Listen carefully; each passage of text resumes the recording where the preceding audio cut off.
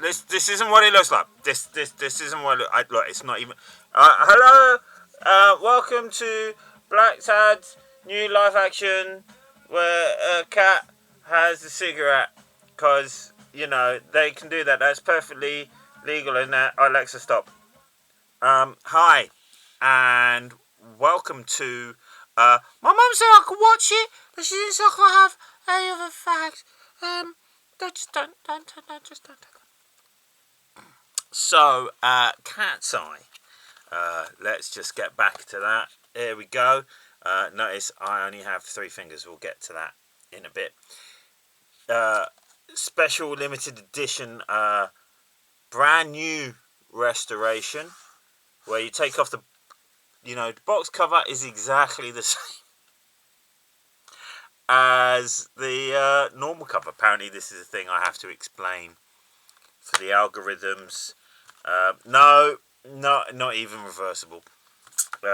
This is a film from, should have checked that bit before, late 80s really. I think from the macabre imagination of Stephen King comes this trio of trilling tales. I think it should be thrilling, but it's phonetics. Linked by a stray cat that roams from one story to the next in search of a girl he must protect. In Critters Incorporated, a New York family man. Alright, I'll tell you what, I'm going to go through those as I go over the film, as this is what we do here. And now the 4th episode, so it's the soft reboot. My main memory of Cat's Eye was the Thorn EMI cover. For some reason, Thorn EMI was seen as a bit more cinematic, but probably not as fun. It sat there for a while as I worked through Troll and all the Full Moon movies in the corner shop. Once I got to it, I remember watching it and thinking, being quite disappointed, except for the Troll itself, which is the very end story. But we'll get to that in a moment. Watching it now, as a 46-year-old man, wow. The humour of it, I think, escaped me. The hyperbolics of the intro sequence completely went. This is a Black Mirror level film. This is never supposed to be taken seriously. It's the Bandersnatch. It's the Tales of the Unexpected more. The supernatural is actually very minimal for the vast majority of the film. It is any of these stories could have just been done as a slightly more conventional thriller, with the exception of the Troll itself. That is really where I'm going to go and break into these things, because first you've got the intro. The story is, it's 3 stories, 2 and a bit, because it's that Creepshow vibe. So you've only really got 2 films that are complete film, but ultimately 2/3 of the film is Fincher-esque Fight Club, middle class white guy gets challenged and has to overcome. That's it. Macho home improvement guy finds himself out of his depth, scrabbles out of it. The cat acts as a Deus Ex Machina in both, to varying degrees. Ultimately, whether or not they're successful, we'll discuss that. Now, for example, Critters Incorporated, right?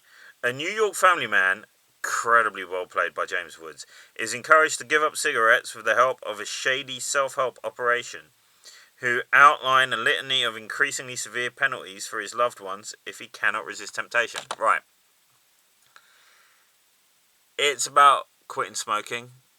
That's fine. But then you have this Mafia Don character. There's nothing supernatural about this in any way. In fact, what really hit home for me in this, watching it now, actually, it was that James Woods is very much an 80s character. I can't emphasize how, to say smoking was important, how ubiquitous smoking was in the 80s. Mum smoked every day. When she passed, I found about, the easiest way to say it is, to people watching, is about £300 worth of cigarettes. This wasn't a thing. This is just part of life. This is what you did. I did smoke for a bit, and this is where the story took a real different turn for me watching it now as an ex-smoker. It's not... See, the thing is, you watch it and the point is, if you have a cigarette, we're going to talk to your wife. So he's pretty good at that. He's pretty good at not smoking on that grounds. However, smoking is a response to stress triggers and angry triggers. And we know James Woods can play angry. He doesn't buy the cigarettes. He finds the cigarettes from when he was a smoker. It is that off-chance thing. The paranoia, the judgment, but ultimately all within the precautions of this emotional trigger. Now, I myself just got very upset by someone. Frankly, I'll give you a short story. A vegan really had a go at me about my weight. I didn't appreciate it. Went home, and the angry sweets that I consumed certainly wouldn't have done anything for my weight in the long term. So you have this guy under this bizarre system, which isn't really that. It's not like Kafkaesque.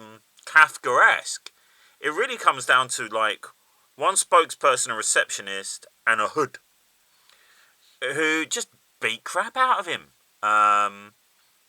Yet there is a moment, thanks to the cat, where he could get a gun and he could shoot him. And it's very, very clear how vulnerable Quitters Inc. actually is.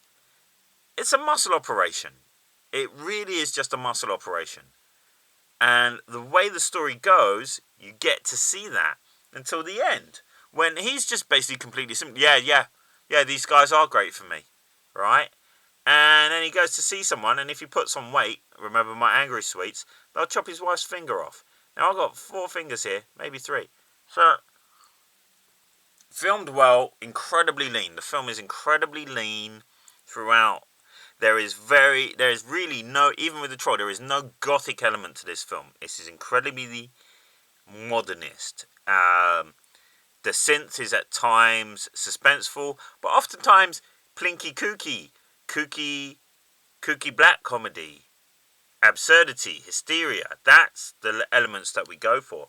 The intro sequence that sets up this whole thing is the cat running through various encounters. And it's not that the cat encounters Cujo, who I've now realised the director was also the director of Cujo. It's not that the cat encounters the car Christine. It's the fact that the car Christine is not enough. It has to have a bumper sticker on it saying, I am pure evil, I am Christine. I mean, it's like the Badil sketch about going, do, shark in the water, shark in the water. Those lyrics did not need to be in Jaws for a reason. So, and Quitters Inc., the bit that gets me about it is it just ends. It just ends. It just ends. That's it. He's accepted what they do. He meets his mate. His mate's wife has had a finger chopped off because he got fat. So, what are we saying about just towing the line, feeling the benefits of it, when, you know what? Surely the benefits of healthy life, but then this is 1980s sensibilities of what is healthy, what is weight, what is health, what is smoking, what are the repercussions. So, great story with no ending. Second one, The Ledge. It's Harold Lloyd on The Darkest Timeline. On the one hand, this should be the cheapest of all the films. You're just watching one guy, John Norris, the captain from Airplane. And I've got to say, rewatching it now, I can see exactly why he was cast. He's athletic, he's built, but he's able to bring that wide-eyed sincerity to the absurdity of this situation, which is why he's an amazing character in Airplane. It's that Leslie Nielsen thing, of being able to take the comedy, play it straight, to make it more dramatic and heighten the tension. Everything happens to him. So Harold Lloyd on The Darkest Timeline. There's even a bit where the signs are falling apart in red neon and he's hanging from it. What more do you want? And in both cases, actually, I want to mention Critters Incorporated in this as well. The lead villain, incredibly charismatic, material guy, comfortable guy. Hey, I've got a deal for you. What's the problem with it? This is it. Both of them are setting out deals for their protagonists. In both cases, both protagonists manage to get a faint upper hand for a moment because the cat trips someone over. That's it. Now, of course, you know what? That's all cats can bloody do.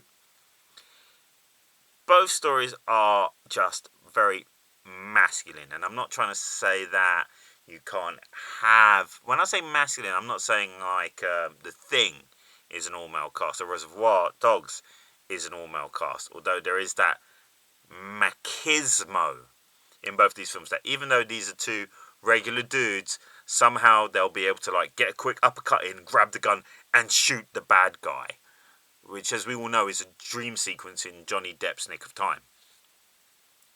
Very, very lean films. Every minutiae is put there. It's The Ledge is an escape room story. I mean, come on. The Ledge features a casino owner who kidnaps and forces Johnny Norris into a dangerous wager for having an affair with his wife. He can traverse the exterior ledge of the mobster's penthouse. Then he can leave safely. No, sorry, I said Johnny Norris. Robert Hayes is the actor. Johnny Norris is the character. Now, finally, just to wrap this up, and we actually have some fantasy here. A young girl has difficulty sleeping. Through her parents suspect the new family cat of wrongdoing, the girl knows better after she sees a horrifying troll emerge from the bedroom wall.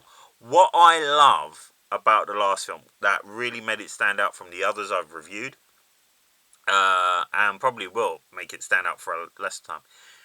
There's no gothic element, purely modernist. There's very little in terms of shadows. Yes, the ledge is at night, but that's it.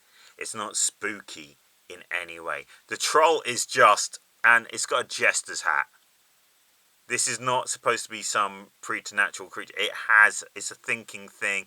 It has tools. It has clothes. It has a weapon. The fact that they managed to create this bizarre mythos within such a short moment. The girl has obviously some sort of psychic ability to plead out to this cat. That's the bookends of the whole film. The mum's mum, Nana, has a funny accent and is warning about cats stealing kids' breath. So yeah, there is a knowledge of the supernatural and a belief in the supernatural within the family line. And it's kind of true. But is it that cats were being framed? We see this whole thing play out in modern suburban America. And it's the wife, the mum, who's most skeptical of all of this stuff. The dad seems kind of, okay, right, what exactly is going on? I don't think it is the cat.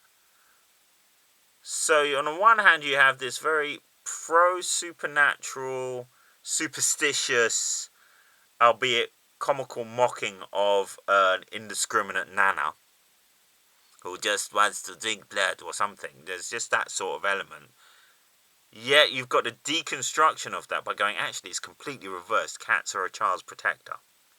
Are they the natural protectors? This ability for this creature to create a hole in the wall and then seal it up. All of that really, I feel like there's a whole world within that short film that we've walked into that we don't see in the others outside of the cat travelling through all three. That is the Dark Tower. That is that Realities of Chaos. That is the Stephen King expanded universe, as it were. Hence the notes at the very beginning where you have Cujo is not Cujo, it's Super Cujo, just all rank. The bumper sticker, much like my mate Tom often complains about, you buy a car, a replica of the Batmobile, and on the side of it, having a replica of the Batmobile should be enough. You don't need to write the word Batman on the side of the Batmobile. It's the goddamn Batmobile. He's the goddamn Batman. I would say it's an enjoyable film. I think it's cut. I think it's very lean. Very curious. Sort of a curiosity. I wouldn't make a massive effort, except for where it sits. It's less than the sum of its parts by the way it's been done. However, it does have a certain thrill to it, and I would say if you see it on the Horror Channel, do check it out. In terms of beyond that, I'd say Louis Teague's. Well, I'll get onto the extras in the next show. But probably just watch Jewel of the Nile. Okay, that's the film.